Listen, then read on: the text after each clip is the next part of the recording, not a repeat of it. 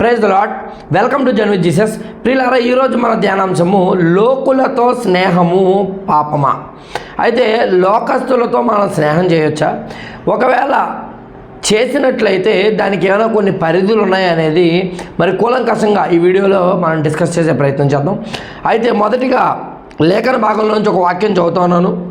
ఎస్తేరు గ్రంథము 3వ అధ్యాయం 8వ వచనం చదువుతున్నాను. ఎస్తేరు గ్రంథం 3:8. అంతటా హామాను అహష్వేరోషుతో చెప్పినదేమనగా, మీ రాజ్య సంస్థానములన్నిటి యందు జనులలో ఒక జాతి వారు చెదిరి ఉన్నారు. వారి విధులు సకల జనులకు విధులకు వేరుగా ఉన్నవి. అయితే ప్రియులారా, సాతాను చేత ప్రేరేపించబడిన హామాను అనేటటువంటి వ్యక్తి యూదులను చంపాలని ఒక ఆలోచన కలిగి ఉన్నాడు. అలాగే 127 సంస్థానములలో నివసిస్తున్న ప్రతి ఒక్క యూదుడిని కూడా చంపాలని కుట్ర పన్నారు. అయితే వీరి మీద నేరారోపణ రాజు దగ్గరికి వెళ్ళి ఏమని చెప్తా ఉన్నాడంటే, రాజా, ఒక జాతి వారు మీ యొక్క సంస్థానంలో నివసిస్తూ ఉన్నారు. అయితే వారి విధులు వేరే వారి విధుల కంటే, ఇతర ప్రజల విధుల కంటే చాలా డిఫరెంట్గా ఉన్నాయని ఆయన చెప్తూ ఉండటాన్ని మనం చూస్తూ ఉన్నాం. వేరుగా విధులు ఉన్నాయని చెప్తూ ఉన్నాడు. అయితే ప్రియులారా, గమనించండి, ఇప్పుడు క్రైస్తవులమైన మనము మరి ఇతరులతో స్నేహం చేయొచ్చా అంటే, మీరు గమనించాల్సిన విషయం ఏమిటంటే, వారి విధులు వేరు, మన విధులు వేరు. వారి యొక్క ఆలోచనలు వేరు, మన యొక్క ఆలోచనలు వేరు. వారు యొక్క చట్టాలు వేరు, మత చట్టాలు వేరు, మనకి దేవుడిచ్చినటువంటి ఆజ్ఞలు వేరు. మొదటిగా వీటన్నిటిని కూడా దృష్టిలో పెట్టుకోవాలి. ఇక్కడ చూడండి, సాతాను యొక్క ప్రణాళిక మొత్తం యూదులందరినీ కూడా సంహరించాలి. అయితే దీని అంతటికీ కూడా కారణము ఎవరు అంటే, చరిత్రను కనుక మనం చూసినట్లయితే రాజైన సౌలు దీని అంతటికీ కారణం. దేవుడు సౌలుకి ఆజ్ఞాపించాడు, అమాలేకీయులతో యుద్ధానికి వెళ్తున్నప్పుడే పసిపిల్లలతో సహా జంతువులతో సహా ప్రతిదాన్ని సమూలముగా నాశనము చేయమని దేవుడు ఆజ్ఞాపించడం జరిగింది. అయితే సౌలు మహారాజు దేవుడు ఆజ్ఞకు భిన్నముగా కొన్ని జంతువులను అతడు వండనిచ్చాడు. అలాగే వారి రాజైన అగగును కూడా మరి చంపకుండా తన వెంట తీసుకుని రావడం జరిగింది. తర్వాత కోపాగ్రహితుడైన సమూయేలు ఆ అగగు రాజును చంపేయటం జరిగింది. అయితే ప్రియులారా, ఇప్పుడు దేవుడు చెప్పినది ఒకటి, ఇతను చేసినది ఒకటి.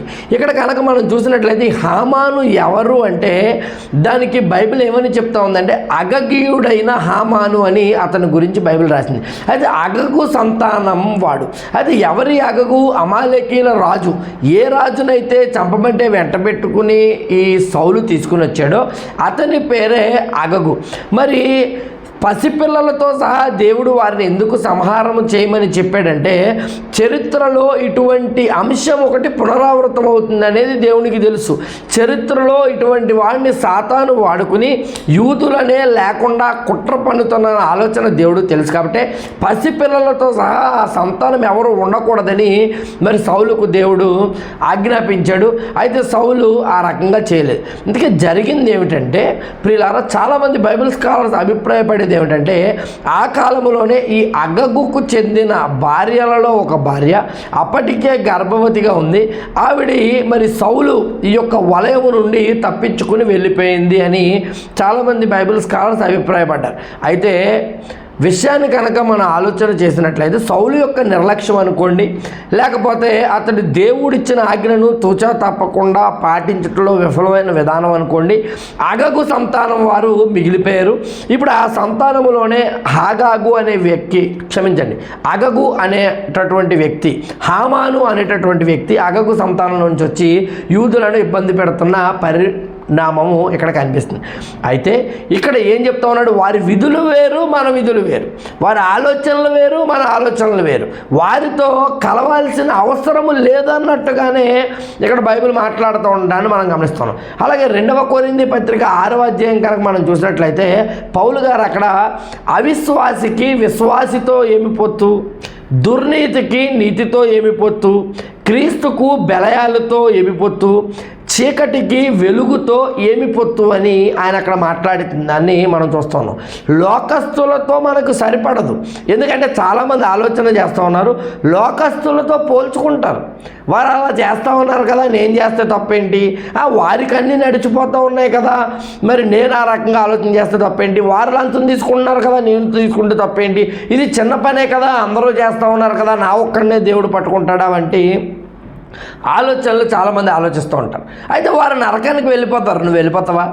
మరి వారు చేసిన తప్పులకు వారు శిక్ష రూపిస్తారు. నువ్వు అనుభవించడానికి సిద్ధంగా ఉన్నావా అనేది మొదట ఆలోచించుకోవాలి. చీకటి వెలుగుతో పొత్తుండదు. అయితే చీకటి అనేది ఒక పదార్థం ఉండదండి.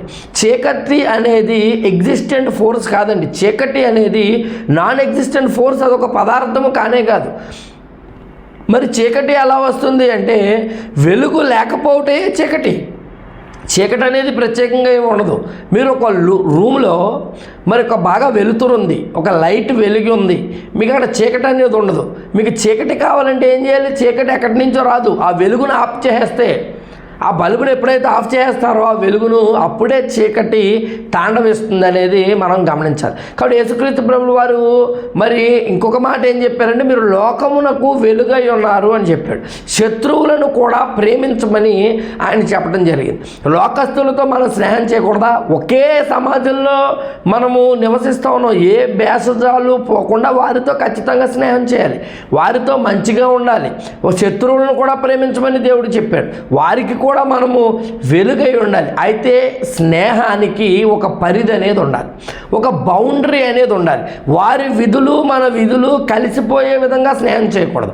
వారి ఆలోచనలు మన ఆలోచనలు కలగలిసిపోయేలాగా స్నేహం చేయకూడదు. దేవుడు మనకిచ్చిన ఆజ్ఞలను, కట్టడలను తూట్లు పొడిచే విధముగా ఆ స్థాయికి మరి వారితో మనకున్న స్నేహము చేరకూడదు అనేది గమనించాలి. నేను రాజుతో నేరారోపణ చేస్తూ ఉన్నాడు. హామాను చెప్తుంది ఏంటంటే, వీరి విధులు సకల జనుల విధుల కంటే వేరుగా ఉన్నాయి. అవునండి, లోకస్తుల విధుల కంటే మన విధులు వేరుగా ఉంటాయి, అందులో సందేహం లేదు. ఇంకా మాట కనుక మనం ఆలోచన చేసినట్లయితే దానియేలు గ్రంథం 1వ అధ్యాయంలో దానియేలు, షడ్రకు, మేషకు, అబేద్నెగోలు మరి అక్కడ ఉన్న అధిపతితో చెప్తా ఉన్నారు, అపవిత్రమైన ఆహారము మేము ముట్టము, మేము ముట్టి అపవిత్రులుగా మారం, మాకు కొన్ని ఇతర వెజిటేరియన్ ఫుడ్స్ సో కొన్ని లిస్టు చెప్పారు, మాకు వాటిని మాత్రము ఆహారంగా పంపించండి అని అక్కడ చెప్పడం జరిగింది. ఇప్పుడు దీన్ని చూసి చాలామంది ఏమని పొరపాటు పెడతారంటే, దానియేలు, షడ్రకు, మేషకు, అబేద్నెగోలు వారు వెజిటేరియన్స్ కాబట్టి ఆ నాన్ వెజిటేరియన్ ఫుడ్ని రిజెక్ట్ చేశారని చాలామంది అనుకుంటారు. కానీ ప్రియులారా, అది సత్యం కాదు. దానియేలు వారి ఫ్రెండ్స్ తర్వాత కాలంలో మాంసాన్ని కూడా భుజించారు. వారేమి వెజిటేరియన్స్ కాదండి. మరి ఎందుకు రాజాహారాన్ని వద్దన్నారు? ఎందుకు అది అపవిత్రమని వారు తలంచారంటే, రాజునకు ఏ ఆహారం వెళ్తుందంటే వారి మరి దేశములో ఉన్న దేవతల గుళ్ళలో మరి బలిచ్చినటువంటి ఆహారము మరి మొదటి ముద్ద లేకపోతే ఫస్ట్ లాట్ రాజులకు పంపుతారు. కాబట్టి ఆ బలి ఆహారాన్ని యూదులు తినరు. కాబట్టి అన్య జనాంగానికి మరి దేవతలకు బలి ఇచ్చింది యూదులు ముట్టరు. కాబట్టి ఆ కారణం చేత వీరొద్దని చెప్పారు. అంత మాత్రమే కాక యూదులు అన్ని జంతువులను తినరు. వారికి కొన్ని అపవిత్రమైనవి, కొన్ని పవిత్రమైనవని దేవుడు లిస్టు చెప్పాడు. మరి అందుకని వారు ప్రతిదాన్ని ముట్టేటటువంటి అవకాశం ఉంది. అలాగే వండేటటువంటి పద్ధతుల్లో కూడా మరి వీరికి కొన్ని పద్ధతులు ఉన్నాయి, ప్రత్యేకమైన పద్ధతులు. ఉదాహరణకు ఏదైనా జంతువును చంపినప్పుడు ఆ రక్తము ఆఖరి చుక్క వరకు పూర్తిగా డ్రైన్ అవుట్ అయిన తర్వాత వీరు ఆహారాన్ని వండుతారు. మరి రక్తములో ప్రాణం ఉంటుందని దేవుడు చెప్పాడు. కాబట్టి ఆ రక్తము ఉండగా మరి ఆ ప్రాణిని వండేటటువంటి ప్రయత్నం చేయరు. కాబట్టి బలిచ్చినటువంటి ఆహారము, ప్రత్యేకమైన ఆహార పద్ధతులు వారికి ఉన్నాయి. ఆ కారణం చేత వారు రిజెక్ట్ చేశారు. కానీ మరి వారు వెజిటేరియన్స్, నాన్ వెజిటేరియన్ ముట్టరు అనేటువంటి విషయం కాదు అక్కడ. అది అక్కడ చెప్తా ఉన్నారు, అపవిత్రతను మేము కొని తెచ్చుకోము, వేరే వారితో కలిసి వారి యొక్క ఆహారములో మేము పాలు పంచుకోము, వారి విధులు వేరు మా విధులు వేరు, వారి ఆచారాలు వేరు మా ఆచారాలు వేరు, వారి కట్టడలు వేరు మా కట్టడలు వేరు అన్నట్టుగానే మరి వీరు ఇక్కడ మాట్లాడుతూ ఉండటాన్ని మనం గమనించవచ్చు. అలాగే ప్రియులారా, మరి లోతు అనేటటువంటి వ్యక్తి మనకు కనిపిస్తాడు బైబిల్ గ్రంథంలో. సొదొమ గొమొర్రా ప్రాంతానికి వెళ్ళాడు. మరి లోతు దుర్మార్గుడా అట్లా చెప్పట్లేదు బైబిల్. లోతు భక్తిహీనుడా అట్లా చెప్పట్లేదు బైబిల్. లోతు అవినీతిపరుడా అట్లా చెప్పట్లేదు బైబిల్. బైబిల్ లోతు గురించి ఏమని సాక్ష్యం ఇస్తూ ఉందంటే ఆ నీతిమంతుడైన లోతు అని బైబిల్ లోతును గురించి సంబోధిస్తూ ఉంది. అయితే లోతు ఏం చేస్తూ ఉన్నాడంట, సొదొమ గొమొర్రాలో ఉంటూ ప్రతిరోజు తన హృదయాన్ని నొప్పించుకుంటూ ఉన్నాడంట. ప్రతిరోజు బాధపడి జీవిస్తూ ఉన్నాడంట. వారి యొక్క దుర్మార్గాలను చూసి ప్రతిరోజు తట్టుకోలేని స్థితిలో ఈ లోతు అనేటువంటి భక్తుడు ఉన్నాడంట. ఎందుకంత కష్టం కొని తెచ్చుకోవాలి? మొదట గుడారాన్ని సొదొమ బయటే వేసుకున్నాడు లోతు. అయితే వారి యొక్క పద్ధతులు, వారు చేసేటటువంటి దుష్టకార్యాలు కంటికి కనిపిస్తున్నాయి కదా, ఇంక లోపలికి వెళ్ళటం ఎందుకు? తర్వాత లోపలికి వెళ్ళి వారితో పాటు నివాసం చేయడం ప్రారంభించాడు.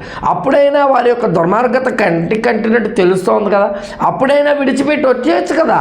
అప్పుడు కూడా అతడు విడిచిపెట్టి రాలేకపోయాడు. మ్యాన్ ఆఫ్ రాంగ్ చాయిసెస్కి ఎగ్జాంపుల్ ఎవరంటే ఈ లోతు. మరి వారి విధులు వేరు, ఇతని విధులు వేరు.